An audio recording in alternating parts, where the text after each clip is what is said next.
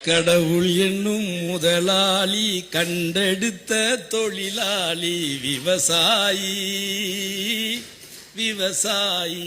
ஒரு உன்னதமான மகத்துவமான எதிர்கால தமிழ் சமூகத்தையும் எதிர்கால விவசாயத்தையும் பாதுகாக்கக்கூடிய அரசு புரட்சி தலைவி அம்மாவுடைய அரசுதான் என்பதை மீண்டும் எடப்பாடி அவர்கள் மூலமாக நிரூபணம் செய்தமைக்காக நான் சார்ந்த என் முக்குளத்தோர் புலிப்படை சார்பாகவும் ஒட்டுமொத்த தமிழக விவசாய பெருங்குடி மக்கள் சார்பாகவும் மனமாக வாழ்த்தி விடைபெறுகிறேன். வாய்ப்புக்கு நன்றி. தளபதி அப்படின்னு என்ன கேட்டா ஒரிஜினல் தளபதி மு.க. ஸ்டாலின் அவர்கள் மட்டும்தான். தளபதி அப்படின்னு என்ன கேட்டா ஒரிஜினல் தளபதி மு.க. ஸ்டாலின் அவர்கள் மட்டும்தான்.